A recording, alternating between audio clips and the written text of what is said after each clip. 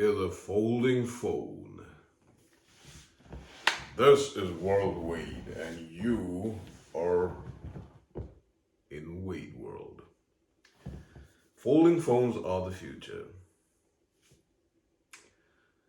Going forward, we're gonna do a lot of things, talk about a lot of stuff, or basically any stuff that Wade finds interesting. But this is definitely one of the coolest things that we see right now.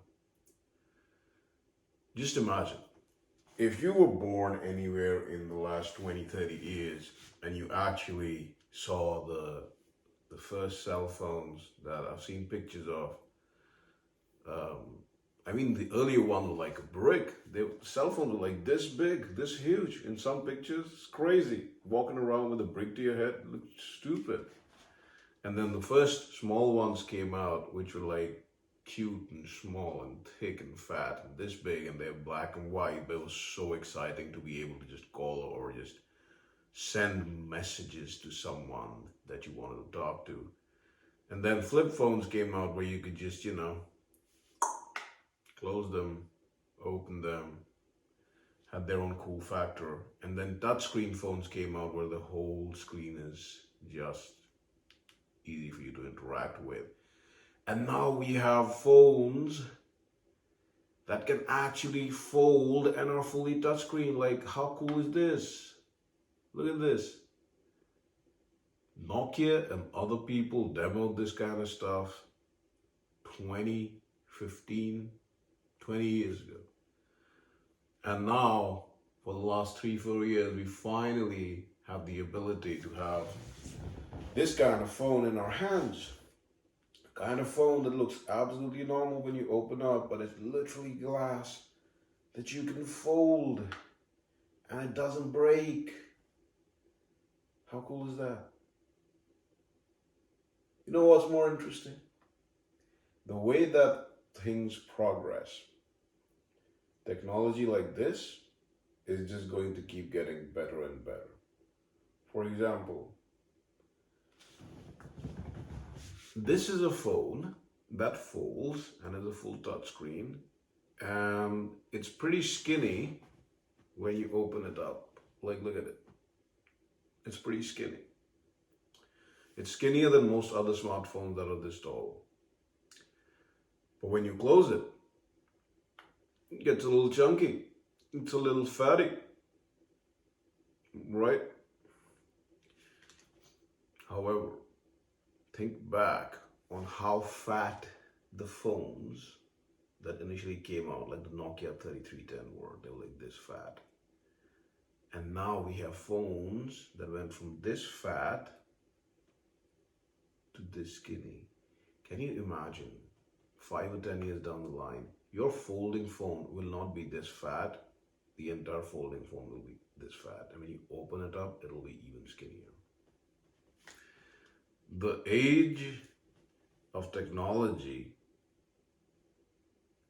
increases faster and faster as we progress. Everything gets faster, smaller, skinnier, cooler.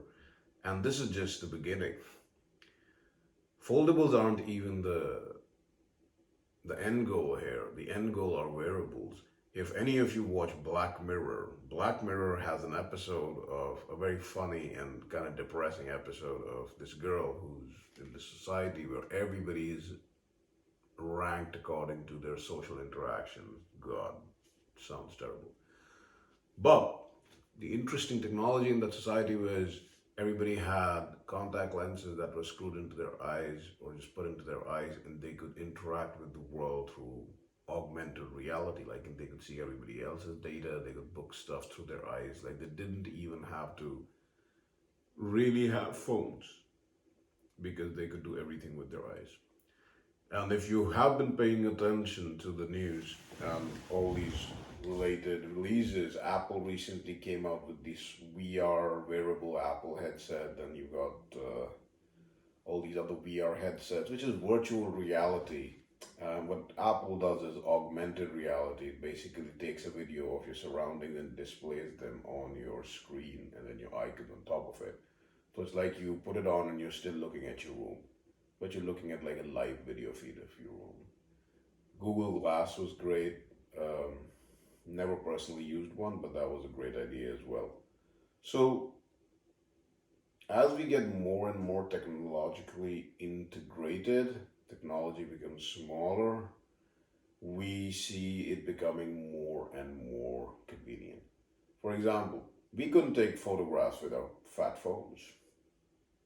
It was just huge for people to be able to just go anywhere, be anywhere, and call people. I was like, wow, I don't have to go home and, I guess use the big phones. Then you got like, wow, I can take pictures with my camera phone. Oh my God, like that is so cool. I don't have to carry around a camera or, save the pictures in my head. And now, not only do you have high quality camera phones with a bunch of other apps and things you can do, Wi-Fi, Bluetooth, wirelessly listen to music, but you can also do cool stuff like, bend your phone to take a picture. Like, how cool is that? So even with your camera phones and everything, you always needed someone like, hey, if you want to take a picture, give it to someone. With this kind of phone, and this is just one of the foldables around, we can do more of that. Look at this. You can just bend your phone and take a picture of yourself.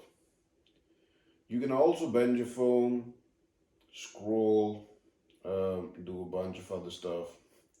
And for a technology that is which one is this? 3 or 4 years old. It's fascinating that you can bend the phone fully for an ear for such a new technology, and still it's usable. Now here's where I differ from every other person, guys. If you have a folding phone, right, it's brand new technology, it's out in the world, there's a bunch of stuff you're going to do to it. I took this to the beach a couple of days ago, and you can bend and open the phone multiple times a day. You can keep it closed, you can keep it however you want, and after an year it's still extremely usable. That's a huge leap forward. I'm not giving a pass to the manufacturers like, hey guys, as long as you make it for an year, we're fine. But I do understand that this is new technology. So, as far as I'm concerned, this is like magic to most people. Or even just compared to 100 years ago, where we didn't even have television, this is magic, man. This is literally magic. This is like a little television that you can fold. How crazy is that? So if it lasts for an year, 2 years, and is very usable, good. That's it. The value that I get from it is taken over. If it doesn't, it's experimental. But extrapolating that, we've seen foldables like this. We've seen foldables that fold like a book. Recently, Apple released the news about a rollable, which is even cooler, like a phone that rolls out and rolls back in. That is even cooler. And that's literally where we're headed. I remember Nokia took out this concept ad, I don't know, in 2012, 2015, I don't know when it was. It was Nokia or LG, it was one of these guys, where the whole phone was like a wearable screen on your wrist. So just imagine, like, this is a little fatty, right? It's gonna get skinnier. But just imagine you could just block it and like wristband, it just goes on your screen, goes on your wrist, and now you have a whole phone on your wrist, which is very convenient, by the way, because if you can use the whole screen on your wrist, you can do like this. So if that's where we're headed, that also definitely makes a difference because, and here's the thing, even today, even with foldables, we have to actively use both of our hands sometimes, at least one of our hands, actively to use them, which is fine. But if you're wearing a phone then at least one of your two hands is going to be absolutely free. And possibly both your hands, if it's designed well. You don't really have to, unclick your phone for notifications or raise to wake it for notifications. You could just, you hear something, bam, cool, go down. And I'm sure that's in the works as well.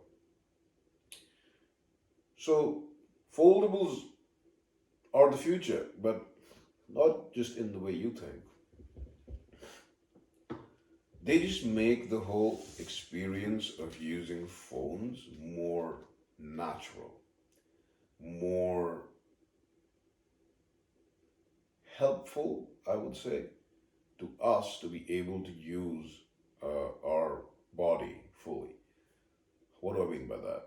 So, when computers were invented, they had huge buildings, like ridiculously tall, big, huge buildings for computers that could solve complicated mathematical problems in like days. This phone, that doesn't even have that high of a processor, is more powerful than computers that run entire buildings. Now, the computers in entire buildings required a lot of manpower. Multiple people were required to maintain them, clean them, change out their parts, input data to them, read the data out and translate the data. Then also you had to translate the data into binary code or whatever, or machine language or whatever, to feed it into the computer. Then we progressed. Now instead of a huge building and like hundreds of people, now you needed 50 people and smaller buildings. We progressed more. You didn't need buildings and you didn't need 50 people, you needed maybe 5. We progressed more. You could have a computer in your house, anywhere, and you just needed one person, you. So you can see like the human cost of integrating with technology has been going down as technology has been progressing. And then we got laptops, now you can carry your computer everywhere. We got cell phones, and the human cost keeps going down. So we've reached a point where, since the PC and the Mac came out, one person is required per computer. But that one person still has to actively be using it. Like you are actively using your cell phone right now. You're actively using your laptop or whatever device you're using. The next step is that the computer gets small enough that the one person doesn't really have to use his entire body when they're using it, doesn't have to give the entire attention to physically interacting with it. And that is where we are headed, because foldables are the first step to wearables. Wearables are the first step to something even scarier to some people, and I can definitely understand it. But wearables are the first step to, let's be absolutely honest, integratables, let's call them. Now, I'm not against them, but WorldWayde is just telling you the march of progress. If the processor and the battery and everything else, it's pretty advanced in a phone that folds. And we can miniaturize down, and we will, to a wearable, make it thinner, smaller, smaller. There will come a point where a phone or a computer, let's just say this is not a phone anymore. This is a computer that can make calls, that can communicate. So this device, with all its capabilities, or even way better versions of this device, will be able to be put in your head. Now that it's in your head, your body is completely free to do whatever you want. That is the future. This is going to be in your head, in your body, hopefully, when you want it and if you want it. And if you don't want it, there's going to be something like this that's going to be extremely more powerful than what you can put inside you. And the human-machine interface keeps growing, developing, and advancing. So, foldables are the future of the future, and we are definitely going to talk more about fun stuff in the future.